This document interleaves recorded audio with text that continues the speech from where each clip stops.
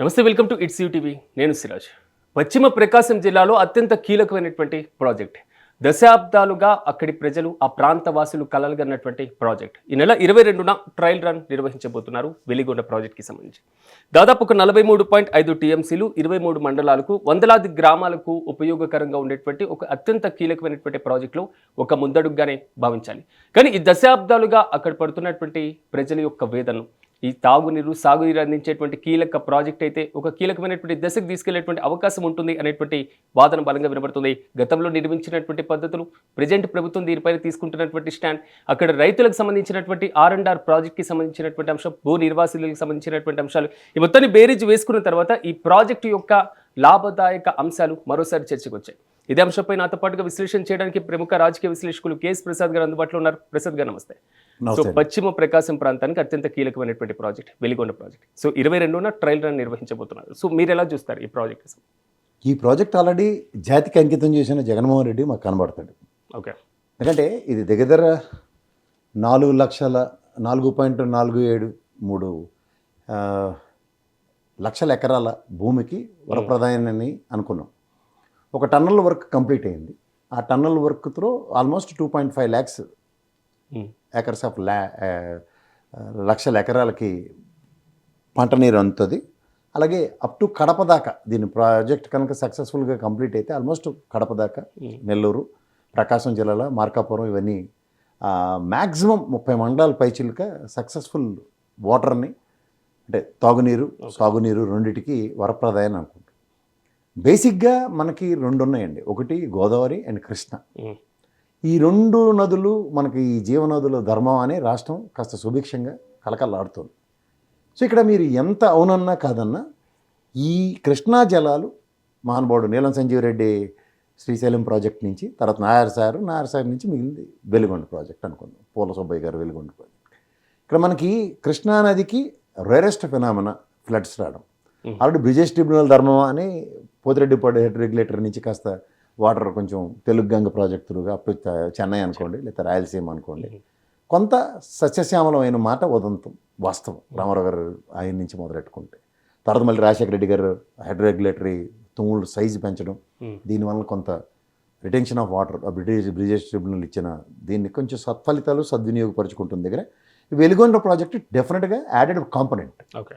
So ఇవాళ దాన్ని RR ప్యాకేజీలు అనుకోండి, ఆ కొండసం కేసుల ప్రాంతంలో వాళ్ళందరికీ పునరావాస కార్యక్రమాలు, వీటిలన్నింటిలో ఈ ప్రభుత్వం కనుక సఫలీకృతమై ట్రయల్ రన్ త్రూగా వాటర్ని కనుక ఇవ్వగలిగితే, ట్రయల్ రన్ ఇద్దాం అనుకున్న దగ్గర ఇలా కుప్పంలో తీసుకెళ్ళి అల్లప్పుడు ట్రాక్టర్లతో పోసారు, గేట్లు టెంపరీ పెట్టారు, ఇవన్నీ ఈ అరికథలు వింటున్నాం కదా ప్రజాస్వామ్యంలో. ఇది కూడా కొత్త అరికథకి తెరలేపితే కష్టం. ఓకే. ఇప్పుడు ఆ టన్నల్ త్రూగా టన్నల్ యొక్క సామర్థ్యాన్ని చాలామంది నిపుణులు, చాలామంది మాలాంటి అనలిస్టులు దాన్ని ఇన్ డీటెయిల్ దాన్ని ఎస్టాబ్లిష్ చేసి చూపించారు. ఆ పేపర్ జగన్మోహన్ రెడ్డి గారి ఆయనలో దాన్ని ఇదైనప్పుడు కూడా దాన్ని ఎస్టాబ్లిష్మెంట్స్ అన్నీ చూశారు. ఇక్కడ వాస్తవ రూపం ఎంతవరకు వచ్చిందో దగ్గర 11-17 కిలోమీటర్ల టన్నల్ అనుకుంటుంది. సో ఆ టన్నల్ యొక్క సామర్థ్యం అవన్నీ చూసిన తర్వాత ఇవాళ వాటర్ని ఎగువ శ్రీశైలం డ్యాము, నాసార్ డ్యామ్ నుంచి దాన్ని తరలించడం, వీటన్నిటికీ ఆ చెక్ పాయింట్స్, డ్యామ్స్ అన్నీ బాగానే ఎస్టాబ్లిష్ చేసుకుంటూనే వస్తున్నారు. Second tunnel is the biggest challenge. దాని మీద కార్యరూపం ఏమైనా చెప్తారేమో అని చూస్తున్నాం ఫస్ట్. రెండోది, ఇదంతా ఒక ఎత్తి అయితే ఇవాళ మీరు ఒక జీవో రూపంలో రేపు ట్రయల్ రన్కి మెమో నెంబర్ 3348992/WR/2026 ఇచ్చారు. ఎప్పుడు డేటు 10/8 అంటే నిన్న డేట్తో 22వ తారీఖు ట్రయల్ రన్కి మీరు ఏదైతే ఇచ్చారో సమాయత్తమైంది. ట్రయల్ రన్ సక్సెస్ తర్వాత దానికి వాటరు ఈ RR ప్యాకేజ్ విషయంలో అండ్ పునరావాస కార్యక్రమంలో కనుక ఈ ప్రభుత్వం సత్ఫలితాలు ఇవ్వగలిగితే, టు మ్యాక్సిమం ఎక్స్టెంట్ రాష్ట్ర గవర్నమెంట్లో కూడా they did their best. But RR package విషయంలో ప్రభుత్వానికి చాలా క్రిటికాలిటీస్ ఎస్టాబ్లిష్ అవుతున్నాయి. సో ఇది నేషనల్ డ్యామ్ సేఫ్టీ అథారిటీస్ కానీ ఇట్లన్నిటిలోనూ వాళ్ళన్ని దగ్గర ఓ డీటెయిల్ దగ్గర 27 పాయింట్లు. ఇది కూడా దీని మీద ఆ check memo release for water and NSRSP reservoirs and Veligonda project టన్నల మీద ఈ దగ్గర ఒక 30 ప్రాథమిక పాయింట్స్ని, 27 పాయింట్స్ని ప్రారంభంలోకి తీసుకుంటూ వీళ్ళు వెరిఫై చేసి దీన్ని రేపొద్దున ట్రయల్ రన్ కనుక సక్సెస్ అయితే, సో ఈ 30 పాయింట్స్ అవుట్కమ్ రాబోయే రోజుల్లో అట్లీస్ట్ 2.5 లక్షల ఎకరాలకైనా సస్యశ్యామలమైన వాటర్ అండ్ ముఖ్యంగా ఆ ప్రాంతంలో బొక్క నీళ్ళు, ఎందుకంటే ప్రకాశం మార్కాపురం దగ్గర వాటర్ వెతలు, ముఖ్యంగా అరణ్య ప్రాంతం అయినా సరే దాంట్లో దీంతో ఒక జగన్మోహన్ రెడ్డి గారి ఆయనలో ఒక వాటర్ పైలట్ ప్రాజెక్ట్ ఒకటి, సురక్షిత వాటర్కి ఒక బ్యూటిఫుల్ ప్రోగ్రామ్ డిజైన్ చేశారు. అదంతా విస్తరించింది. ఓకే. ఓన్లీ థింగ్ ఏంటంటే వాటర్ రిసోర్స్ లేక దానికి కావాలి. ఈ వెలుగొండ ప్రాజెక్ట్ కనుక సక్సెస్ అయితే సుభిక్షమైన వాటర్ ప్రకాశం జిల్లాకి, మార్కాపురంకి, నెల్లూరుకి అండ్ ముఖ్యంగా అప్పర్ ప్రకాశం అంతటికి బ్రహ్మాండమైన వాటర్ ఫ్లో ఉంటుంది. ఇది ఈ వెలుగొండ ప్రాజెక్టుకున్న అడ్వాంటేజెస్ అండ్ డిసడ్వాంటేజెస్. రెండు ప్రభుత్వ సమన్వయాలతో కనుక ఆ రోజు జగన్మోహన్ రెడ్డి గారు తలపెట్టిన వాటర్ ప్లాంట్లను కనుక కంప్లీట్ చేయగలిగితే అట్లీస్ట్ ఈ వాటర్ స్కేర్సిటీ టువర్డ్స్ ప్రకాశం జిల్లా, నెల్లూరు దాకా అప్ టు కడప దాకా, అంటే రెండు ప్రాజెక్టులు కంప్లీట్ అయితే, 2 టనల్స్ కనుక కంప్లీట్ అయితే అప్ టు కడప దాకా ఈ తీవ్ర వ్యతలు పోతాయని మాత్రం ఖచ్చితంగా చెప్పాలి. ఓకే. అంటే ఒక్క ప్రభుత్వాలు శంకుస్థాపన చేసిన లేదా పనులు ప్రారంభించిన తర్వాత నెక్స్ట్ ప్రభుత్వాలు ప్రారంభోత్సవం చేసేటువంటి సందర్భంలో తెలుగు రాష్ట్రాల్లోని క్రెడిట్ చోరీ అంశం మనం చూస్తూనే ఉన్నాం సార్. ఇప్పుడు ఈ గిద్దలూరైనా, ఎర్రగొండపాలెమైనా, మార్కాపురమైనా ఈ ప్రాంత వాసులకు సంబంధించి నెక్స్ట్ ఎలక్షన్ పైన ఎఫెక్ట్ పడబోతుంది, క్రెడిట్ చోరీ జరుగుతుంది అని ఇలాంటి కాన్సెప్ట్ వస్తాయంటారా? ఇదేనా ఒకటే చెప్తా సార్, వెలుగొండ ప్రాజెక్ట్ నేను మీరు ఇక్కడ నుంచి చూడొచ్చు చూడకపోవచ్చు, కానీ గిద్దలూరు, మార్కాపురం, ప్రకాశం ఆ చుట్టుపక్కల ప్రాంతాలందరూ దాన్ని చూసే ఉంటారు కదా.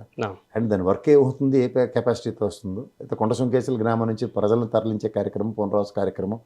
అది ప్రాబ్లం ఏంటంటే సార్, ప్రకాశం జిల్లాలో ఎర్రగొండపాలెం నియోజకవర్గం నుంచి మార్కాపురం మధ్యలో ఉంటుంది. తర్వాత మార్కాపురం దాటిన తర్వాత కొండ సుంకేశ్వరం మళ్ళీ ఎర్రగొండపాలెం నియోజకవర్గంలోకి వస్తుంది. ఓకే. సో ఆ క్రిటికాలిటీస్లో whether they want own or disown ఉన్న దగ్గర మార్కాపురం, గిద్దలూరు అండ్ ప్రకాశం జిల్లాలో ఉన్న ఎర్రగొండపాలెం, ఈ 3 నియోజకవర్గాలు ఖచ్చితంగా వెలుగొండ ప్రాజెక్టు అలైన్ అయి ఉన్నాయి. సో అంచేత అక్కడ ప్రజలకి అక్కడ ఉన్న దగ్గర క్రెడిట్ చోరీ అనే దగ్గర ఎవరి మట్టుకట్టి డబ్బులు కొట్టుకున్నా సరే, ఎవరు నిజంగా దాని మీద పని చేశారు, ఎవరు చిత్తశుద్ధి చాటుకున్నారు, ఎవరు ఆర్ఆర్ ప్యాకేజీల మీద తీవ్రమైన కష్టాలు పడ్డారు, ఎవరు ఎన్నెన్ని మార్గాలు సుగమం చేశారో అక్కడున్న ప్రజలకి ఖచ్చితంగా చాలా బాగా తెలుసు. ఓకే. అంటే వెలుగొండ ఈ మొత్తం మాస్టర్ ప్లాన్ ఇప్పుడు రేపు ట్రయల్ రన్ అయినా మిగిలినటువంటి పనులకు సంబంధించినటువంటి బృహత్తర కార్యాన్ని పూర్తి చేయాలంటే సో కూటమి ప్రభుత్వం ముందున్న ఛాలెంజెస్ ఏంటి సార్? ఫస్ట్ ఆర్ఆర్ ప్యాకేజ్ అండి. ఓకే. రెండోది మేజర్ జంక్ ఏంటంటే వాళ్ళకి పునరావాస కార్యక్రమాలు ఎంత చక్కగా చేయగలుగుతారు, ఎంత పేస్లో చేస్తారు. ఆల్రెడీ పోలవరం నిర్వాసితులది అది ఇప్పటికీ ఆ ప్రాబ్లం రిజాల్వ్ అవ్వలేదు కదా, మొన్నటితో ఏదో మొదలెట్టారు కాస్త. అది కేంద్ర ప్రభుత్వం మీద ఇమ్మెన్స్ ప్రెషర్ తీసుకొచ్చి అలాంటి ప్రాజెక్ట్స్కి ఎక్కడి నుంచి ఎక్కడికి వెసులుబాట్లు తీసుకొస్తారన్నది వీళ్ళ చేతిలోనే ఉంటుంది. Okay sir. మన కోస్తా అంటే ఉత్తర కోస్తా ప్రాంతాలైనా సో ఈ ఏరియాస్తో మనం పోల్చుకున్నప్పుడు ప్రకాశం జిల్లా లేదా మన పశ్చిమ ప్రకాశం జిల్లా చాలా వెనుకబడింది. సో ఆర్థికంగా అయినా లేదా మరి ముఖ్యంగా చెప్పుకోవాలంటే నీటి వనరులకు సంబంధించి సో ఈ ప్రాజెక్టులతో ఆ ప్రాంతీయ అసమానతలు ఏదైతే ఉన్నాయో సో వాటి పులి స్టాప్ పెట్టే ఛాన్స్ ఉంటుంది అనుకుంటున్నారు? ఉండొచ్చండి, ఎందుకంటే ఇప్పుడు పోలవరం తర్వాత ఉత్తరాంధ్రలో కూడా ఈ వాటర్ స్కేర్సిటీ ఉన్న పాకెట్స్ కొన్ని చాలా వరకు ఉన్నాయి. సో అవన్నీ కూడా రిజాల్వ్ అవుతాయి. So over a period of time, అంటే ఇది బృహత్తర కార్యక్రమం కింద తీసుకుంటే ఇది కేవలం రాష్ట్ర ప్రభుత్వాలు ఎంత ప్రెషర్ అక్యుములేట్ చేస్తారో కేంద్ర ప్రభుత్వం మీద అంత వాటర్ ప్రాబ్లమ్స్ రిజాల్వ్ అవుతాయి. ఈ ఎపెక్స్ బాడీల్లో కూర్చుని ఓన్లీ జుట్లు పంచాయతీలు పెట్టుకుని రావడం, నెక్స్ట్ ఈ ప్రాజెక్ట్స్ విషయంలో డిపిఆర్లు సబ్మిట్ చేసిన తర్వాత కూడా కేంద్రం నుంచి సఫిషియెంట్ ఫండ్స్ రాకపోవడం, ఈ ఆర్ఆర్ ప్యాకేజీల్లో వాళ్ళ నిర్లక్ష్యం అండ్ ప్రాజెక్ట్ కాస్ట్ ఎస్టిమేషన్స్ దాటిపోతున్నప్పుడు దాని మీద ఒక ఈ పోలవరం రివర్ బోర్డు కానీ లేదంటే వెలుగొండ ప్రాజెక్టుకి సంబంధించిన కృష్ణా రివర్ బోర్డు వాళ్ళు కానీ దీనికి కన్స్ట్రక్టివ్ వేలో దానికి రెజల్యూషన్స్ కనుక ఇవ్వకుండా ఎక్కడికక్కడ వాళ్ళ పాతది ఇప్పుడుది కొత్తది అన్న దగ్గర తాత్సారంతో వచ్చే ఉపద్రవాల వల్లనే ఈ ప్రాజెక్టులు ఎంత వెనకబడుతున్నాయి. Okay sir. గోదావరితో పోలిస్తే కృష్ణా మీద డిమాండ్ ఎక్కువగా ఉంటుంది మీరు చెప్పినట్లుగా. మరి అలాంటి సందర్భంలో ఈ వెలుగొండ ప్రాజెక్టు భవిష్యత్తులో ఏమైనా అంటే అవసరాలకు తగినట్లుగా ప్రతిపాదనలు లేదా అభ్యంతరాలు ఏమైనా ఉంటాయా అనుకోవచ్చు అలా? అంటే ఇక్కడ కృష్ణా నదికి ఉన్న అడ్వాంటేజ్ ఏంటంటే సార్, నది స్వరూపం రాష్ట్రం అంతా సమైక్య రాష్ట్రంలో కూడా కలిగి తిరిగినట్టుగా వెళ్తుంది.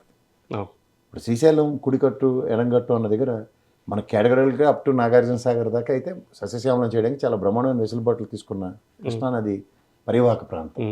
అండ్ మోర్ కృష్ణానది మళ్ళీ ఇక్కడ మళ్ళీ ప్రకాశం బ్యారేజ్ దగ్గర సార్ తర్వాత అక్కడ కూడా మోస్ట్ ఆఫ్ ద పాకెట్స్ని కవర్ చేస్తూ ఉంటుంది. ఓకే. సో ఇటుపక్క మీరు దానికి ఒక డైవర్షన్ అనే అనుకోండి, ఇటుపక్క ప్రకాశం అన్ని దగ్గర. So over a period of time కృష్ణాకి పోతిరెడ్డిపాడు హెడ్ రెగ్యులేటరీ త్రూగా కూడా రాయలసీమకు ప్రవహించే ప్రస్థానం అండ్ ఈవెన్ ఇవాళ వెలుగొండ ప్రాజెక్ట్ త్రూగా కూడా తీసుకెళ్ళి అప్ టు కడప అంటే రాయలసీమే కదా. సో ఈ వెసులుబాటు కృష్ణానదికి ఉంది. But where it comes to Godavari తీసుకోండి, అది మనకి తెలంగాణ చుట్టుపక్కల నుంచి మారిపోతూ ఉంటుంది. అలాగే మనకి రాజమండ్రి దాకా అక్కడ ఖమ్మం తర్వాత రాజమండ్రి తగులుతుంది.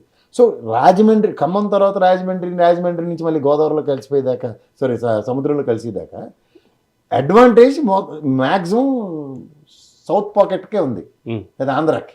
So where it comes to Telangana దగ్గర ఎత్తిపోతల పథకమే కదా మనకి, ఏది మన కాళేశ్వరం ప్రాజెక్ట్ ఇలాంటివి.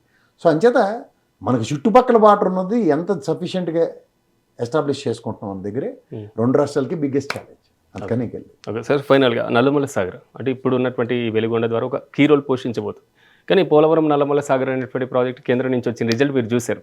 సో ఎలా అనిపిస్తుంది అంటే రెండు సింక్ చేసినప్పుడు? అది మనకి సర్లే కదా, మనకు చెప్పండి. దానికి మీరు ఏవో కొత్త పేర్లు పెట్టండి. మనం ఇప్పుడు గోదావరి ప్రవాహం మీద తీసుకొచ్చి దానికినో కృష్ణానది మీద దానికి రెండు కాంట్రడిక్షన్స్ అండి. సో కాంట్రడిక్షన్స్తో మనం సమాధానం ఆల్రెడీ మనం మాట్లాడుకున్నాం కదా మనకచర్లకు సంబంధించి. ఒకప్పుడు కాళేశ్వరం ప్రాజెక్టులు ఎత్తిపోతల పథకంతో సక్సెస్ అయింది అనుకోండి sir, that's biggest challenge for Telangana. ఎన్ని లక్షలు అండి? 20 లక్షల ఎకరాల దగ్గర సస్యశ్యామలమే సాగు అవుతున్నాయి. సో ఆ అడ్వాంటేజ్ పాకెట్స్ ఉన్న దగ్గర కాళేశ్వరం తప్పండి అలాగా. ఓకే, చిన్న చిన్న మిస్టేక్స్ ఉంటాయి, మిస్టేక్స్ రెక్టిఫై చేసుకుంటే మీరే కదా ఈ ప్రభుత్వం వచ్చిన తర్వాత సన్నబియ్యం ఇస్తున్నారు కదా మీరు. సన్నబియ్యం పండించిన ఉదంతాలు చెప్పండి తెలంగాణలో. నదీ పరివాహక ప్రాంతాలను బెస్ట్ యూటిలైజ్ చేసినప్పుడే వరిలో సారత్వమైన వేరు వస్తుంది, అది సన్నబియ్యం. లేదా దొడ్డు బియ్యమే కదా మనకి. ఇవన్నీ మనం గమనించుకుని కూడా ఇంకా ప్రభుత్వాలను బ్లేమ్ చేసుకుంటూ కూర్చుంటే కాదు కదా. మనం ఇమ్మీడియట్ రెస్క్యూ యాక్షన్స్, ప్రమాదం జరిగినప్పుడు రెస్క్యూ యాక్షన్స్ చేయకుండా నా ప్రభుత్వం అయితే ఎప్పుడు జరగలేదు, ఇది ఎలా జరిగిందో ఒకసారి దీన్ని పోస్ట్ మార్టం చేస్తేనే కానీ నేను కాపాడనంటే అది తప్పు కదా. అది yes sir, right sir, thank you sir. So ఓవరాల్గా మాత్రం వెలుగొండ ప్రాజెక్ట్ కేవలం ఒక నామమాత్రమైనటువంటి ప్రాజెక్ట్ మాత్రమే కాదు, ఉమ్మడి ప్రకాశం జిల్లాలో మరి ముఖ్యంగా పశ్చిమ ప్రకాశం ప్రాంతాలకి అత్యంత కీలకమైన జీవనాడి లాంటిదని చెప్పుకోవాలి. సో ప్రభుత్వం దీంట్లో ఉన్నటువంటి పెండింగ్లు ఆర్ఆర్ కానివ్వండి, ఇతర ప్యాకేజ్ పరిహారాలకు సంబంధించి కూడా త్వరితగతిన పరిష్కారం చూపాలని అందరూ ఉన్నటువంటి వారు మాత్రమే కదా, ఆ ప్రాంత వాసులు కూడా ఆకాంక్షిస్తున్నారు. మరిన్ని అప్డేట్స్ కోసం చూస్తూనే ఉండండి ఇట్స్ యూటీవీ.